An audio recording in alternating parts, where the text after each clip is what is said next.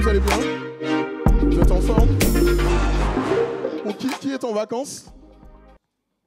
Qui est en visite? Qui est venu nous visiter ce matin? Est-ce qu'il y a des gens qui sont venus nous visiter? Amen. Nous vous souhaitons la bienvenue. Bienvenue à l'église Dunamis, un endroit où tu peux vivre sa présence et sa puissance. Amen. Nous sommes heureux de vous rencontrer, nous sommes heureux d'être en juillet, août. Il y a un peu de repos, mais on n'est pas en vacances avec Jésus. La seule chose pour laquelle tu ne dois pas être en vacances, c'est Jésus. La seule chose pour laquelle il n'y a pas de congé, c'est Jésus. La seule chose pour laquelle il n'y a pas de repos, c'est Jésus. Et s'il y avait du repos, il est en Jésus. Mais il n'y a pas de repos de Jésus. Je ne me repose pas de lui, mais je me repose en lui. Amen. Tous les jours, c'est Jésus. Du lundi au dimanche, c'est Jésus.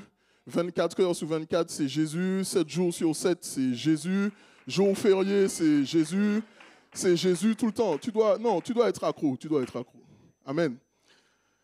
Alors, la semaine dernière, on a eu un invité, le pasteur Antonio Mora, qui est venu, qui nous a apporté un enseignement très profond, très édifiant, très concret, très clair sur la pornographie. Qu'est-ce qui était là le week-end dernier? Ok, donc tu as été enseigné. Est-ce que tu as noté sur ton bloc-notes? Tu vois, tu n'as pas noté. Il fallait noter. Tu dois noter, c'est important. Il faut que nous soyons des personnes qui notent. Vous savez pourquoi? Parce qu'une prédication qui dure 45 minutes, notre cerveau n'en aura retenu que 10 en réalité. Et c'est important que nous soyons des personnes qui gardions des notes, des informations pour pouvoir les reméditer, les ressasser dans la présence de Dieu. Amen. Et son enseignement était tellement profond, tellement concret, que je me suis dit, mais Seigneur, qu'est-ce que je vais pouvoir apporter de plus dans cette capsule où on est sur les addictions? Parce que même si son enseignement tournait autour de la pornographie, mais il a apporté des clés qui peuvent s'appliquer à tout type d'addiction. Et puis ce qui s'est passé, c'est que j'ai dit au Seigneur, mais Seigneur, c'est quoi la différence entre une addiction et un péché? Est-ce que tous les péchés sont des addictions? Alors les addictions sont toutes des péchés, mais est-ce que tous les péchés sont des addictions? Et je me suis posé la question, j'ai posé la question à Dieu. Vous savez, quand vous avez des questions, posez-les à Dieu. Vous allez voir qu'en posant la question et en lisant la parole de Dieu, il vous apporte des réponses. Et en fait, je me suis rendu compte que les addictions et les péchés, finalement, ce n'est pas si différent que ça. En fait, les addictions, c'est quoi? Les addictions, c'est ce qu'on a classifié de manière scientifique humaine comme étant des addictions, comme des choses qui touchent directement notre physique. Mais lorsqu'on regarde le fonctionnement du péché, on se rend compte qu'en fait, ce n'est pas si différent que ça. Vous allez voir que le fonctionnement du péché, le fonctionnement de la chair, est finalement en fait comme une addiction. Amen. Et ce matin, j'aimerais vous amener à comprendre comment la chair fonctionne. C'est pour ça que le titre de mon message, c'est « Les œuvres de la chair ». Est-ce que tu peux dire avec moi « Les œuvres de la chair ». Les œuvres de la chair. Est-ce qu'on peut prendre Romains 7, à partir du verset 16? Il est écrit « Or, si je fais ce que je ne veux pas, je reconnais par là que la loi est bonne. Et maintenant, ce n'est plus moi qui le fais, mais c'est le péché qui habite en moi. Ce qui est bon, je le sais, n'habite pas en moi, c'est-à-dire dans ma chair. J'ai la volonté, mais non le pouvoir de faire le bien, car je ne fais pas le bien que je veux et je fais le mal que je ne veux pas. Et si je fais ce que je ne veux pas, ce n'est plus moi qui le fais, c'est le péché qui habite en moi. Je trouve en moi cette loi. Quand je veux faire le bien, le mal est attaché à moi. Quand je prends plaisir à la loi de Dieu selon l'homme intérieur, mais je vois dans mes membres une autre loi qui lutte contre la loi de mon entendement et qui me rend captif de la loi du péché qui est dans mes membres. Lorsque j'ai lu ce passage, je me suis rendu compte que Paul, en fait, parlait des addictions. Mais il parle des addictions, mais il parle aussi du péché. Ça veut dire que le système du péché, le fonctionnement du péché dans notre chair est relativement similaire au fonctionnement des addictions.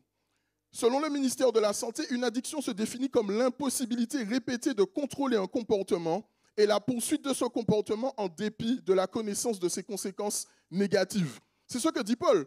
Paul est en train de dire que dans son esprit, il a envie de faire le bien. Et la Bible dit l'esprit est bien disposé, mais la chair est faible.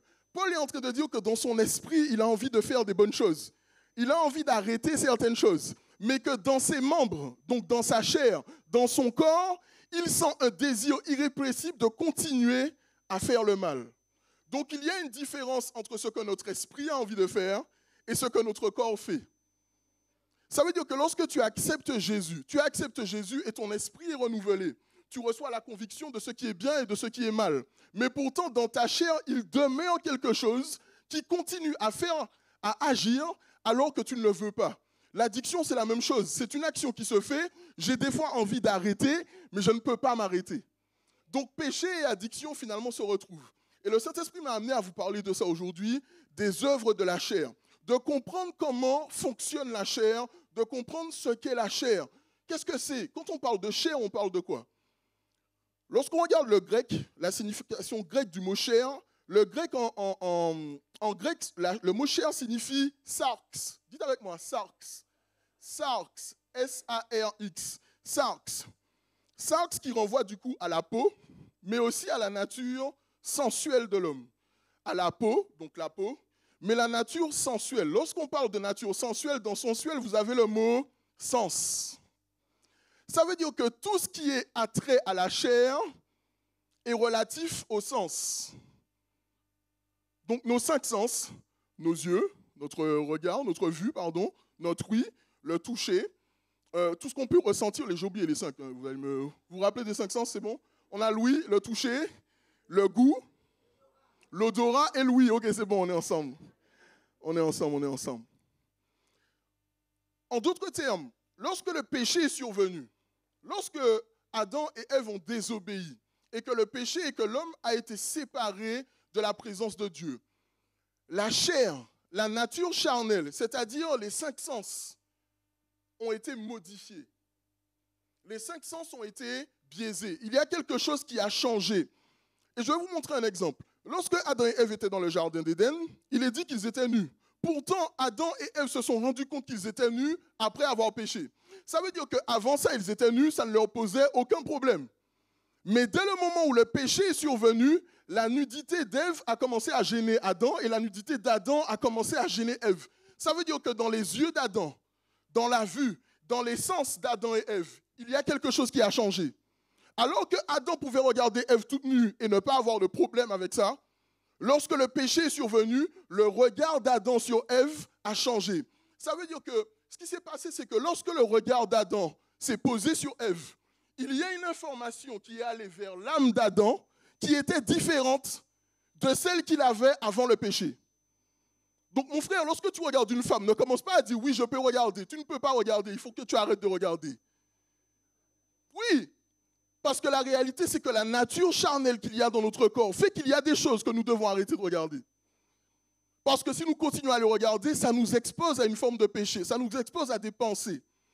Et vous devez comprendre que la chair fonctionne de cette manière. La chair est venue, notre chair a été changée, modifiée, transformée par le péché, de telle sorte que toutes les informations que nous recevons de l'extérieur à travers nos 5 sens a été modifiée.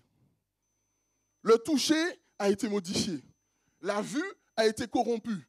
Tout a été corrompu dans nos sens. Donc lorsqu'on parle de chair, on parle des 5 sens. Lorsqu'on parle de chair, on parle de tous les organes qui sont en contact avec le monde extérieur.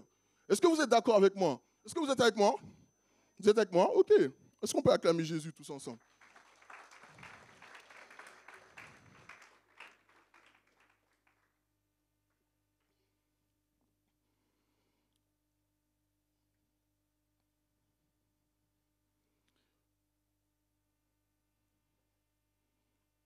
Ce qu'il faut comprendre, c'est que lorsque notre chair travaille, lorsque notre chair est au boulot, elle envoie des informations.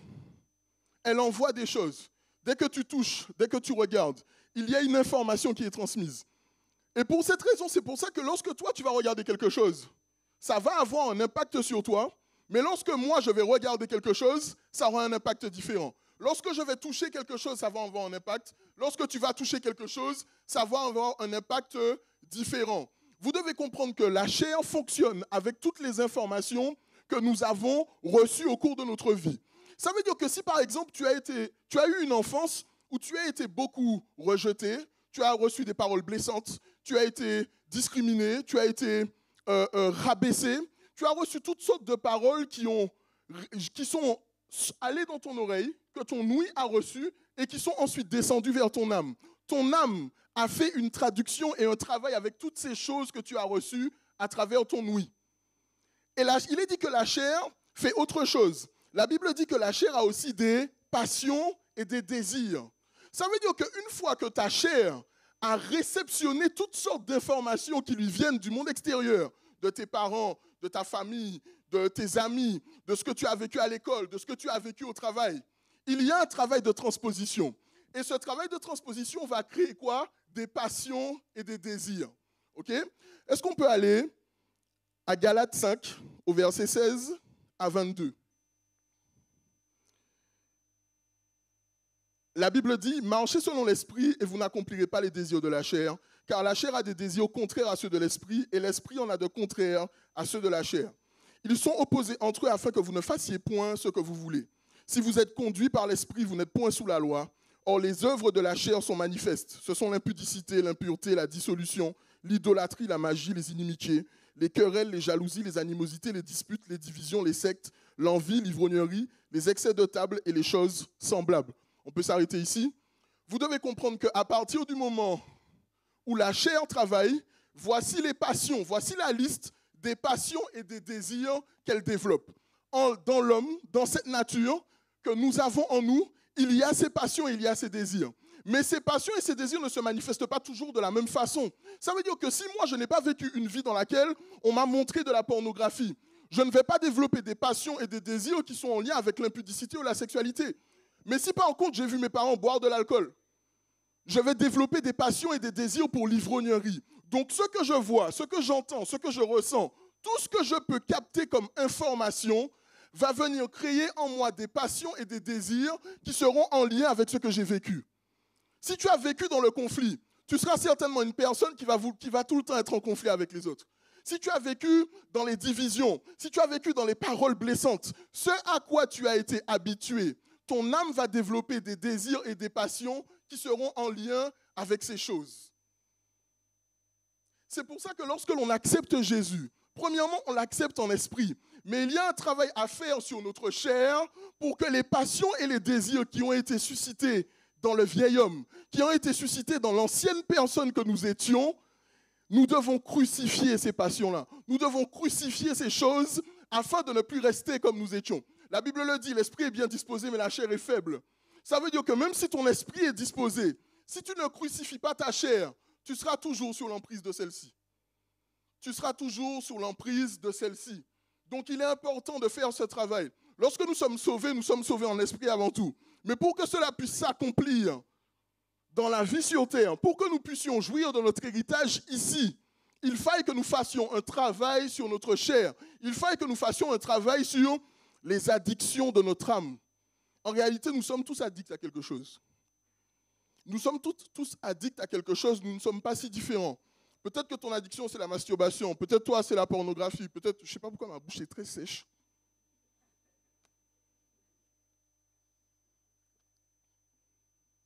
Amen. Acclame pour le devis. Amen. Peut-être que toi, c'est l'alcool. Peut-être que toi, c'est les excès de table. Nous avons chacun des addictions, des choses, des passions qui sont dans notre âme. Mais la première addiction que nous avons tous, c'est l'addiction à notre chair. Nous sommes tous addicts à cette chair, à cette nature charnelle. Et le chrétien qui veut marcher dans la vraie vie avec Dieu, c'est celui qui, à un moment donné, doit se dire, OK, Seigneur, je suis venu à toi, mais dans mon cœur, il subsiste encore des choses, des désirs que je sens qui ne viennent pas de toi. Et ce que je veux aujourd'hui, ce n'est pas simplement te suivre en esprit, mais je veux que mon âme, mon corps et mon esprit, tout mon être et tout ce qui m'accompagne puissent te suivre et puissent t'adorer en esprit, mais aussi en vérité. C'est tout moi qui dois t'adorer. Ce n'est pas juste mon esprit, ce n'est pas juste ce que j'ai envie de faire, mais je veux que mes envies deviennent une réalité. Je veux pouvoir incarner dans mon corps mes envies.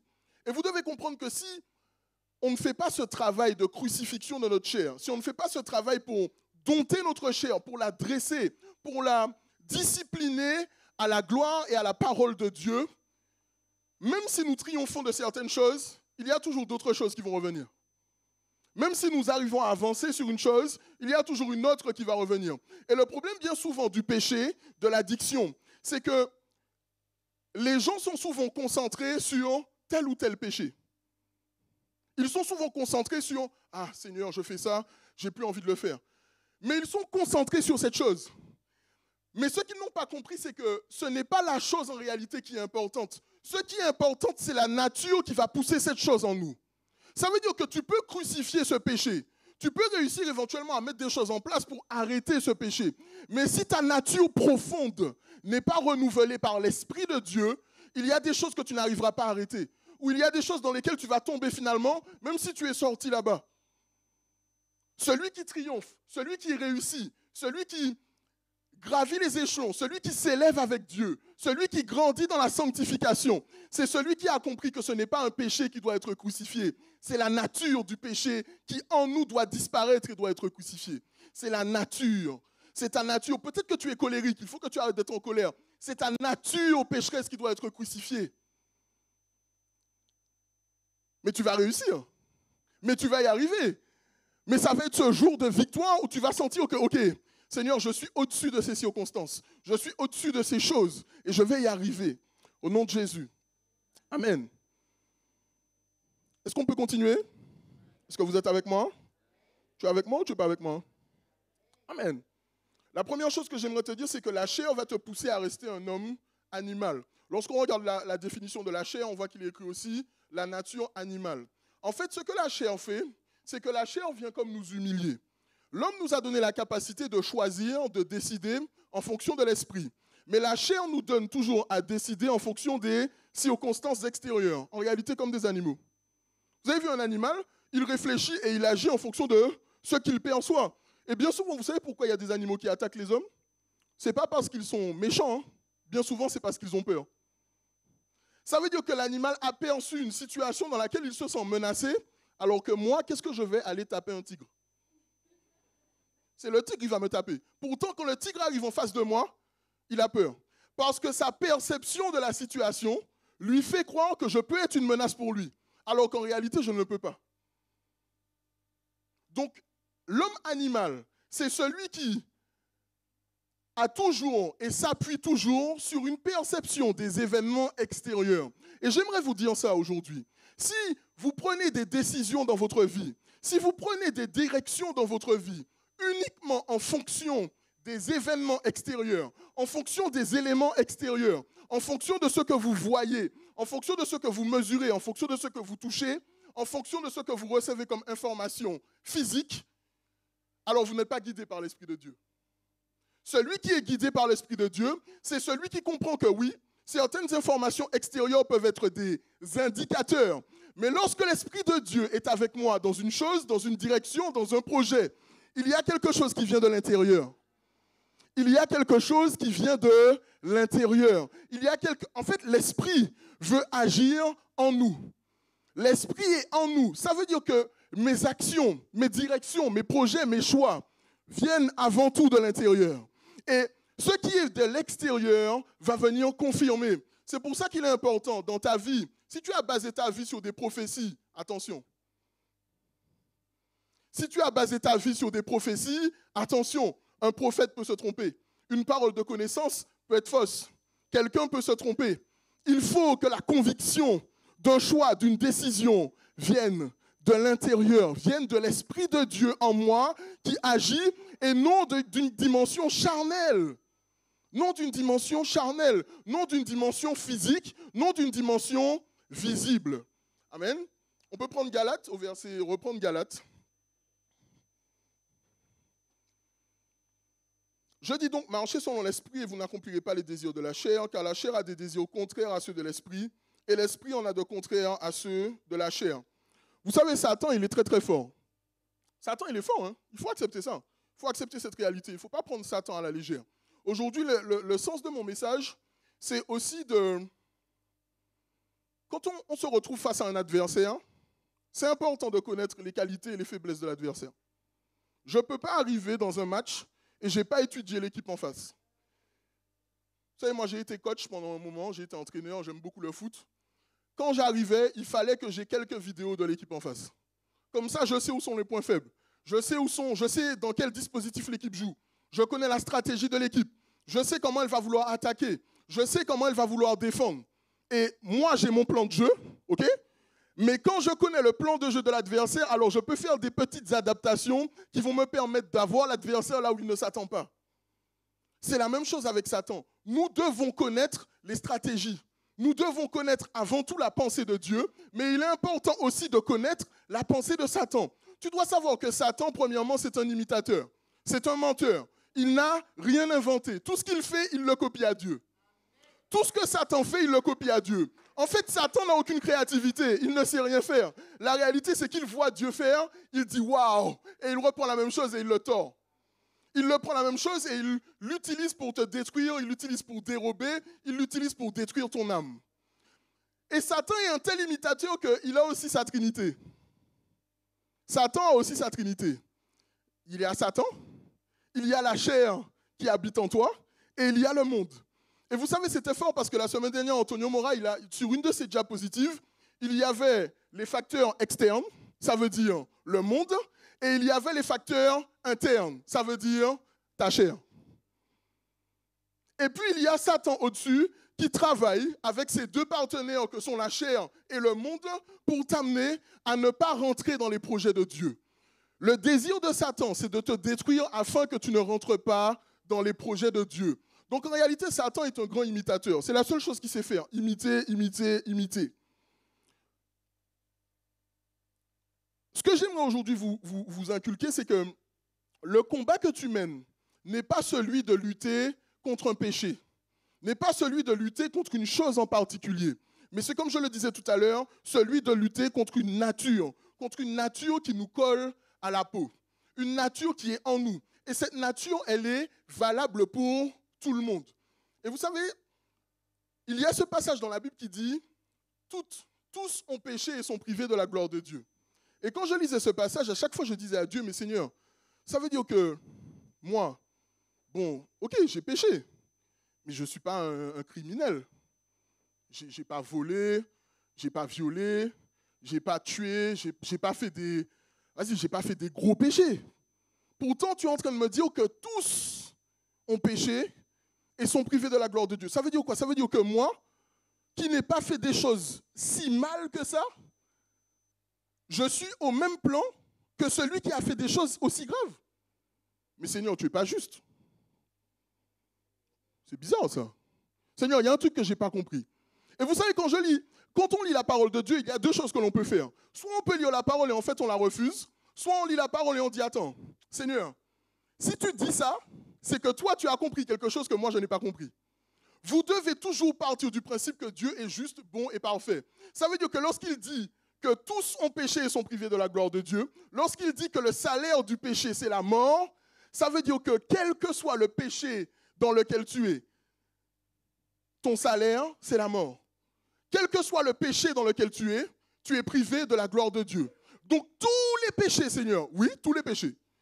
Donc moi, je suis pareil que... Oui, tu es pareil. Mais Seigneur, c'est pas... T'abuses quand même. T'es peut-être un petit peu dur quand même. C'est chaud ce que tu me dis là. Et en fait, j'ai compris quelque chose. Or, les œuvres de la chair sont manifestes. Ce sont l'impudicité, l'impureté, la dissolution, l'idolâtrie, la magie, etc. Et il existe de choses semblables. Ça veut dire que la liste, premièrement, elle est exhaustive. On peut encore l'augmenter. En fait, ce que j'ai compris, c'est que ce qui nous prive de la gloire de Dieu, ce qui nous amène à la mort, ce n'est pas un péché en particulier, c'est notre nature. Et en fait, quand Dieu dit « tous ont péché et sont privés de la gloire de Dieu », ce qu'il est en train de dire, c'est que la nature qui amène le criminel à tuer, c'est la même nature qui t'amène dans le péché. Même si ton péché est humainement moins grave, aux yeux de Dieu, ce qu'il a besoin, ce qu'il veut de toi, ce n'est pas que tu arrêtes tel ou tel péché, c'est que ta nature change. C'est pour ça que le criminel a aussi droit à la repentance. C'est pour ça que le violeur a aussi droit à la repentance. C'est pour ça que le pédophile a aussi droit à la repentance. Pourquoi? Parce que si sa nature change, alors il n'est plus privé de la gloire de Dieu. De la même manière, les soi-disant petits péchés que tu fais, si ta nature ne change pas, tu continues à rester privé de sa gloire. Dieu veut nous amener à quelque chose où nous ne sommes plus sous l'emprise de la chair, mais nous sommes sous l'emprise de l'esprit. Ce qui nous amène dans la gloire de Dieu, c'est d'être sous l'emprise de l'esprit. Ce qui nous amène dans les profondeurs, dans les bénédictions, dans la royauté, dans la gouvernance, c'est l'emprise de l'esprit de Dieu. Et j'ai compris quelque chose, c'est que parfois il y a des gens qui disent « Ouais, mais ça va, moi je suis une bonne personne. Je suis une bonne personne. Je fais bien les choses. Je ne fais pas de mal aux gens. Donc, Seigneur, tu vas me sauver.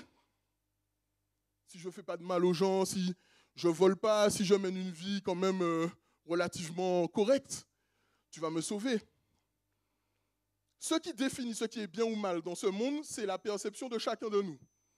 Mais dans la parole de Dieu, ce qui définit ce qui est bien ou mal, c'est le fait d'être sous l'emprise de l'Esprit de Dieu. C'est le fait d'être rempli de l'Esprit de Dieu. C'est le fait de comprendre la doctrine de l'Esprit de Dieu. En réalité, ce qui est bien ou mal dans ce monde n'a pas véritablement d'importance. Et je vais vous expliquer pourquoi. Il se peut que tu fasses de très bonnes choses. Il se peut que tu aies une association et que tu bénisses des gens et que même par toi, des gens aient pu trouver le salut. Mais si tu n'es pas à l'endroit où Dieu veut que tu sois, tu es désobéissant. La réalité ne réside pas dans ce que l'on fait d'apparemment bien ou pas. Être animé par l'Esprit de Dieu, marcher selon l'Esprit, ne pas accomplir les désirs de la chair, c'est comprendre que je dois être obéissant parfaitement aux ordonnances et à ce que l'Esprit me demande. Ça veut dire que tu peux faire des bonnes choses. Si ce n'est pas ce que l'Esprit t'a demandé, tu restes sous l'emprise de la chair. Parce que bien souvent, lorsqu'on ne fait pas ce que l'Esprit nous demande, on fait ce que l'on pense que l'on est capable de faire. Or, selon l'Esprit, tu es capable de faire des choses que ta chair pense que tu n'es pas capable de faire. Dieu sait que tu es capable de faire des choses extraordinaires que l'Esprit va te pousser à ne pas faire. Et bien souvent, lorsque l'on réfléchit, lorsque l'on pense selon la chair, on continue à faire des choses qui sont concevables pour nous, que l'on peut contrôler, que l'on peut maîtriser. Mais lorsque David s'est retrouvé devant Goliath, tous les éléments physiques, intelligibles, compréhensibles, faisaient dire à David qu'il allait perdre. Il fait 3 mètres, il pèse je ne sais pas combien de kilos, il a terrorisé tout le monde, ça fait 40 jours qu'ils sont là, qu'ils attendent, il n'y en a pas un qui est allé, il a dû tuer plein de personnes, ce gars-là. David, 1m80, quand il arrive là, écoute, bon, je ne donne pas cher de la peau de David.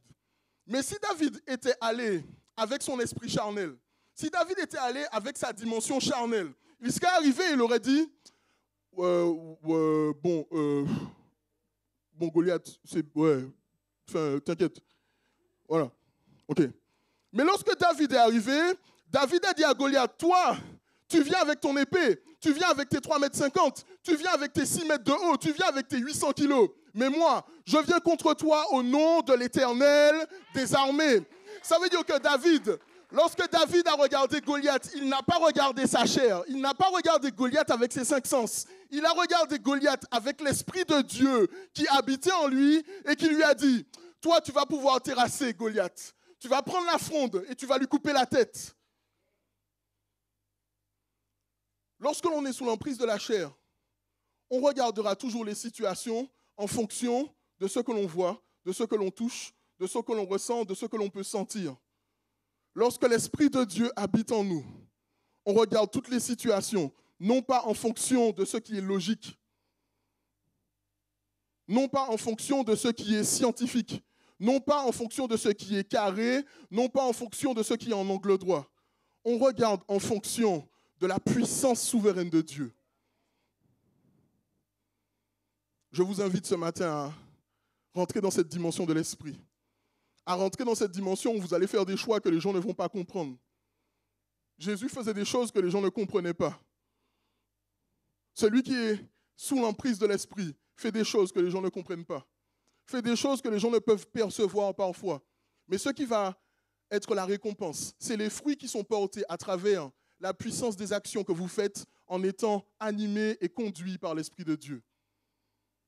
Nous ne sommes pas là pour lutter contre le péché, nous sommes là pour être conduits par l'Esprit. La volonté de Dieu, c'est de nous donner des clés pour être conduits par l'Esprit, pour être conduit par sa puissance, pour vivre une vie qui le glorifie. Il n'y a aucun intérêt, il n'y a aucun sens à ne plus pécher si ce n'est pas pour vivre la vie que Dieu a prévue pour nous. Écoute, tu peux ne plus pécher et tu vas faire quoi? Seigneur, moi je ne veux plus pécher. Je ne veux plus faire ces choses. Je ne veux plus être dans ces choses. Je ne veux plus être dans l'impudicité. Je ne veux plus être dans l'ivrognerie. Je ne veux plus être dans les excès de table. Mais je vais remplacer toutes ces choses par des choses que je vais faire pour toi. Par des actions que je vais faire pour toi. Je vais te donner que ma vie soit le témoignage de ta gloire. Que toutes mes actions soient le témoignage de ta présence. Il est dit quelque chose, c'est que la nature a horreur du vide. Il n'y a pas de vide. Le vide, ça n'existe pas. La neutralité, ça n'existe pas. Si vous arrêtez de faire quelque chose, vous ferez autre chose. Seigneur, je vais arrêter de pécher, pas pour retomber dans un autre péché, mais pour manifester ta gloire. Ça veut dire que je ne veux plus être l'homme animal, je ne veux plus être l'homme charnel, mais je veux être l'homme de l'esprit, conduit par toi, guidé par toi, qui va accomplir des miracles et des prodiges. La Bible dit, voici les miracles qui accompagneront ceux qui auront cru. Est-ce qu'il y a des gens qui croient ici? Est-ce qu'il y a des gens qui croient ici? Est-ce qu'il y a des gens qui croient ici?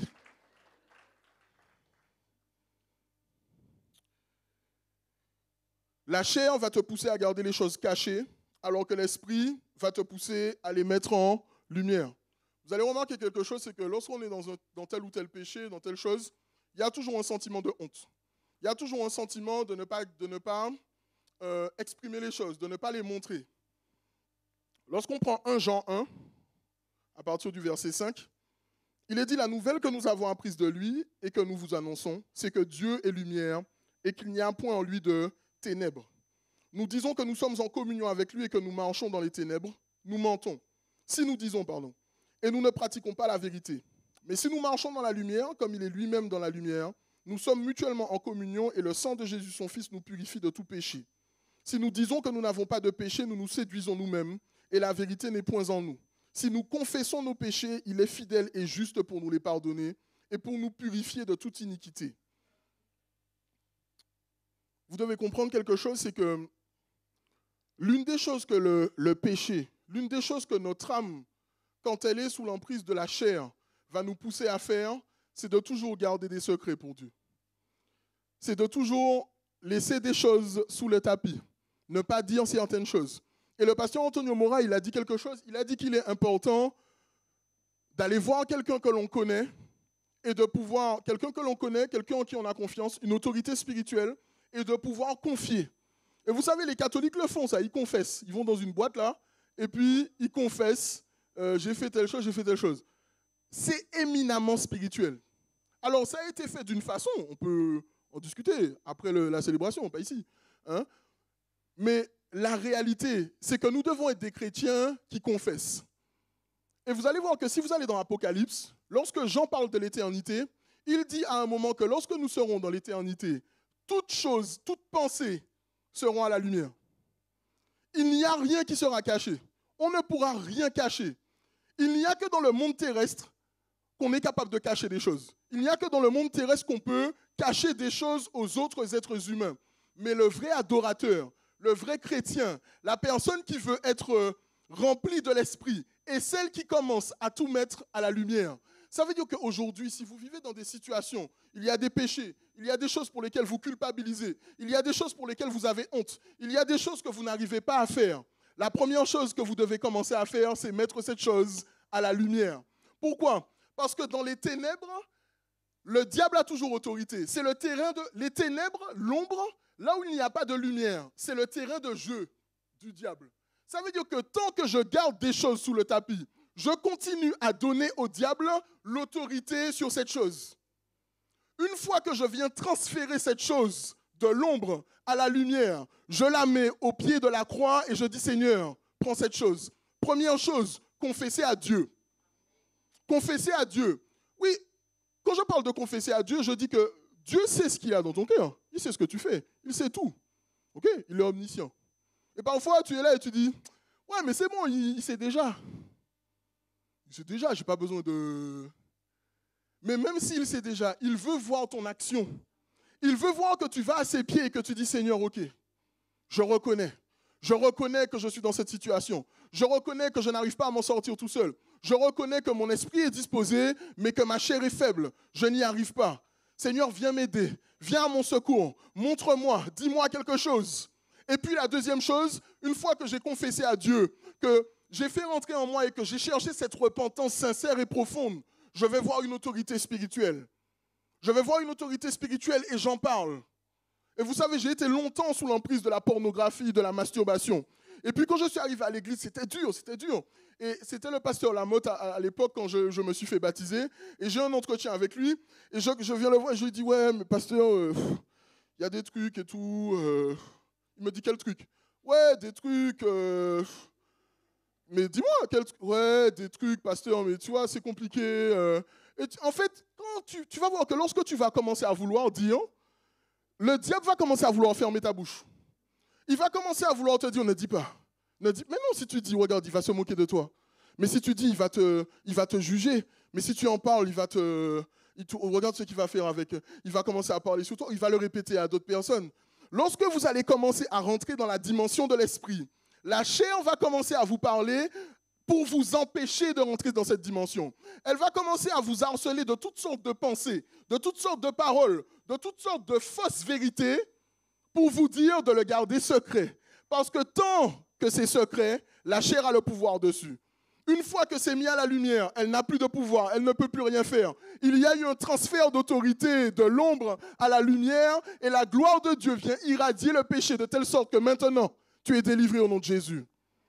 De telle sorte que maintenant, tu es délivré au nom de Jésus. Vous devez réaliser ce transfert de l'ombre à la lumière. Nous devons réaliser ce transfert de l'ombre à la lumière. Les vrais adorateurs exposent, répandent leurs pensées devant les pieds de Jésus et lui disent, Seigneur, me voici, voici ce que je suis. Prends toutes ces choses, tu les as déjà prises à la croix, mais je veux encore te les donner. Je veux encore te les donner parce que je ne veux pas rester là où je suis, mais ce que je veux, c'est être rempli de ta présence. Tant que je serai rempli de ces choses, je n'y arriverai pas. Mais maintenant que je te les donne, je fais la place dans mon cœur, dans mon être, dans mon âme, pour que ton esprit puisse venir prendre toute autorité au nom de Jésus. En réalité, tu es un vase qui se vide et qui se remplit, qui se vide et qui se remplit. Et chaque fois que tu vas au pied de Dieu, chaque fois que tu parles à une autorité, tu vides quelque chose et l'Esprit de Dieu vient te remplir. Tu vides et l'Esprit de Dieu vient te remplir. Écoutez, il n'y a que les gens nus qui sont habillés par Dieu. Si tu viens déjà habillé de toutes sortes de choses, qu'est-ce que Dieu va mettre sur toi? Une veste? Tu dois venir tout nu. Tout nu, tout nu. Tout nu. Tout nu. Rien. Seigneur, je te donne tout. Je ne te cache rien. Je te laisse tout. Je m'abandonne à toi. Parce que ce que je veux, c'est ta lumière. Je veux être dans ta lumière. Je veux marcher dans ta lumière. Si je laisse une part d'ombre, c'est une part que tu ne pourras pas, dans laquelle tu ne pourras pas te glorifier. C'est une partie de moi dans laquelle tu ne pourras pas te glorifier. C'est une partie de moi dans laquelle tu ne pourras pas venir poser ta lumière. Mais je te donne tout, Seigneur. Je te donne tout. Je te donne tout. Et vous savez pourquoi il est important de parler aux hommes? Parce que ça reste toujours plus facile de parler à Dieu dans sa chambre et dans son intimité que de parler à quelqu'un. C'est parce que nous sommes sur la terre des hommes. C'est parce que nous sommes sur la terre sur laquelle Dieu a donné à l'homme l'autorité de gouverner. Ça veut dire que si tu n'as pas honte de confier à Dieu dans le secret, tu ne dois pas avoir honte non plus de parler en public à quelqu'un. Je ne dis pas d'aller parler à tout le monde, mais de parler à quelqu'un et de raconter quelque chose et de dire, ok, je suis dans cette situation. Et aujourd'hui, j'ai vécu, comme disait Antonio, j'ai vécu presque 15 ans dans la pornographie et dans la masturbation. Et si je suis là aujourd'hui devant vous, debout, en train de pouvoir en parler, de ne pas avoir honte, c'est parce qu'à un moment donné, j'ai dit au pasteur Lamotte, voilà, pasteur, je suis dans la pornographie et la masturbation. J'ai mis à la lumière, je lui ai dit, j'en ai parlé à mon pasteur, j'en ai parlé à des autorités, j'en ai parlé à des personnes en qui j'avais confiance, parce que j'avais besoin de m'en sortir. Et oui, je me suis repenti devant Dieu, mais ce qui m'a permis de m'en sortir, c'est d'avoir des autorités à qui je pouvais parler, qui ont pu me donner leur témoignage à leur tour, qui ont pu me dire, ok, moi aussi j'étais dans cette situation, tu peux faire ça, ça, ça, ça, ça pour t'en sortir. Mettre à la lumière. Est-ce qu'il y a des gens qui veulent mettre à la lumière ici? Est-ce qu'il y a des gens qui veulent mettre à la lumière ici? La chair va te pousser dans le désordre, le chaos, alors que l'esprit va t'amener à réfléchir, te discipliner et élaborer des stratégies.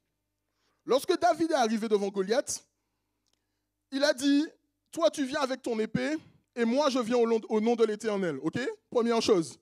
Mais David avait quand même une fronde entre les mains. Ça veut dire que même si David s'est présenté à Goliath avec la confiance que l'Éternel le devancerait, il avait quand même quelque chose dans ses mains. Ce que j'essaie de te dire, c'est que lorsque tu es animé par l'esprit, tu ne viens pas devant l'ennemi les mains vides. Et puis tu dis, ah mais c'est Dieu qui va faire. Ce que Dieu veut, c'est fonctionner avec nous. Ce que Dieu veut, c'est marcher avec nous. Ce que Dieu veut, c'est collaborer avec nous. De toute l'histoire de la Bible, ce qu'on le remarque, c'est que Dieu a toujours voulu faire alliance avec son peuple, alliance avec les hommes. Dieu ne veut pas marcher pour les hommes, il veut marcher avec eux. Donc oui, Goliath, je viens contre toi au nom de l'Éternel, mais c'est avec ma fronde que je vais envoyer la pierre dans ta tête et c'est avec mon épée qu'ensuite je vais te couper la tête. La tête ne va pas se couper toute seule et la fronde ne va pas envoyer la pierre dans la tête de Goliath toute seule. Donc il est important d'arriver face à une situation au nom de l'Éternel, mais avec une stratégie. Au nom de l'Éternel, mais avec une stratégie. Avec quelque chose, avec une arme entre les mains. Ça veut dire qu'il ne suffit pas de dire « Ouais, mais Seigneur, tu vas me délivrer. » Oui, c'est vrai, le Seigneur va te délivrer. Lorsque tu vas demander, lorsqu'on va t'imposer les mains, lorsqu'on va prier pour toi, le Seigneur et son esprit vont venir te délivrer, prendre autorité. Mais comme le pasteur Antonio Moral a dit, la délivrance n'est pas un événement, c'est un processus. Ça veut dire que c'est quelque chose qui commence. C'est un chemin sur lequel c'est un chemin sur lequel tu t'engages et où tu dis, OK, je ne vais pas arriver à marcher sur ce chemin-là avec toutes les attaques de l'ennemi, tout ce qu'il y aura sur ce chemin-là et je n'ai rien pour me défendre. Je n'ai aucune stratégie, rien pour me défendre. Donc tu dois arriver avec une stratégie. Tu dois arriver en ayant connaissance du terrain sur lequel tu vas être. La première chose qui est importante dans cette stratégie, c'est que premièrement, tu dois comprendre quelle est la cause. Pourquoi tu es dans cette situation? Pourquoi tu es dans ce péché? Pourquoi tu es dans cette addiction? Qu'est-ce qui m'a amené là? Et il y a deux choses, les facteurs externes, le monde, ce que j'ai vécu, les blessures que j'ai reçues. Moi, je sais que le pasteur, il a enseigné, il a dit que lui, il est tombé dans la masturbation parce qu'il était très, très gros et qu'il avait besoin d'avoir ce sentiment de pouvoir plaire. Et que lorsqu'il regardait la pornographie, alors il avait ce sentiment de plaire aux femmes qu'il voyait dans les vidéos. C'était ça. Moi, je suis tombé dans la pornographie et dans la masturbation au moment où mes parents ont divorcé. Donc, nous avons chacun des causes qui sont différentes. Ma cause, c'était le divorce de mes parents. J'ai développé une forme de dépendance affective. J'avais besoin de ressentir cette affection. Et c'est dans la pornographie que je me suis retrouvé à pouvoir essayer de combler ce manque d'affection que j'avais du fait de la séparation de mes parents.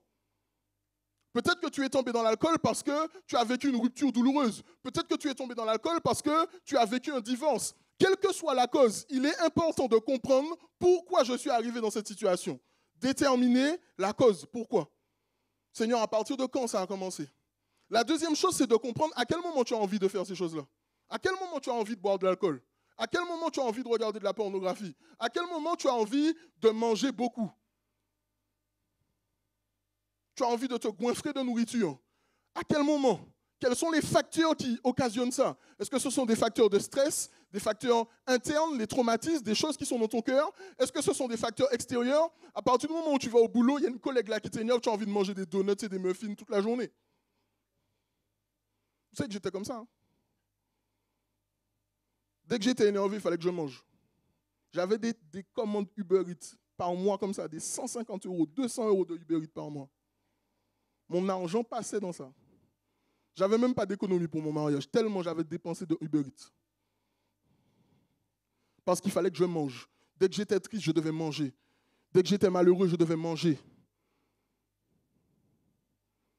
Et vous savez que chaque fois, il y a une cause. On doit comprendre pourquoi. Une fois que j'ai compris pourquoi, une fois que j'ai compris à quel moment ça arrive, je sais que, OK, moi j'ai envie de manger tout le temps des commandes Uber Eats. À chaque fois que je vais dans tel ou tel endroit et que je vis beaucoup de stress.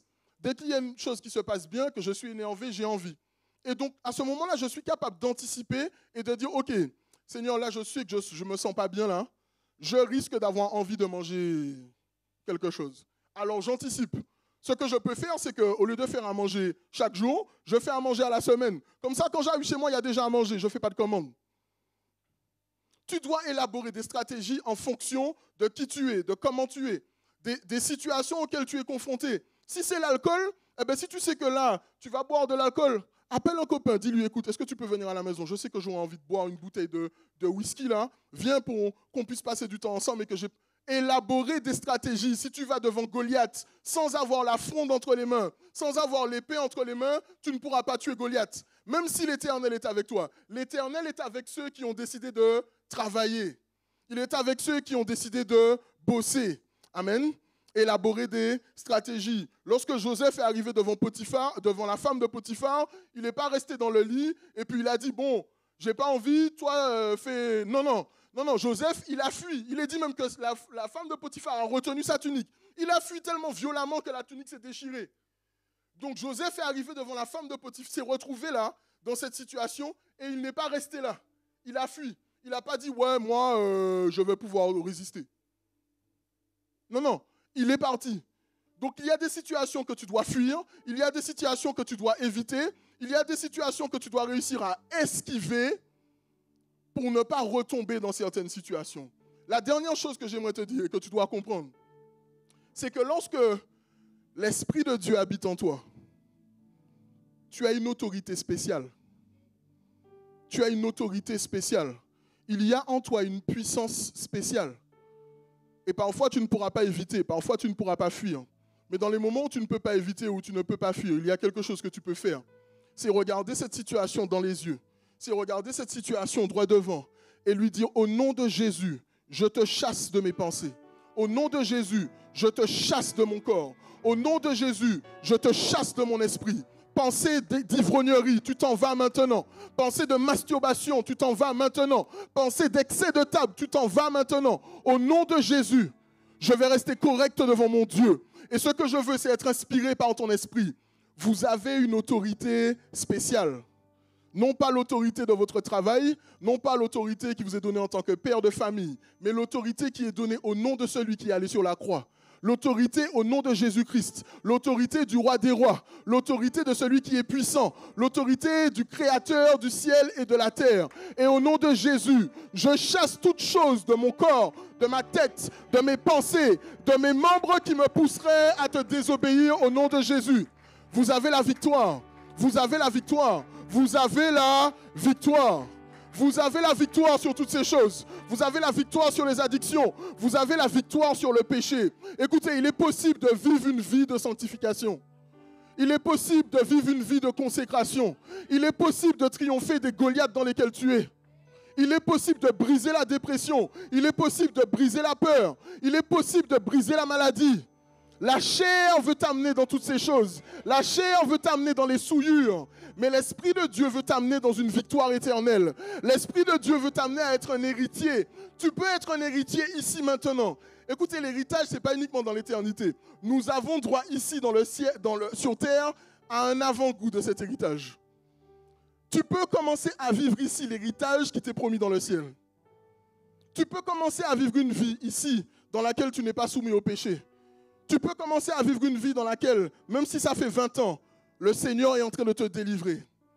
Mais il faut que tu mettes des choses en place. Il faut que tu ailles devant Goliath avec la fronde et l'épée. Il faut que tu ailles devant Goliath au nom de l'Éternel.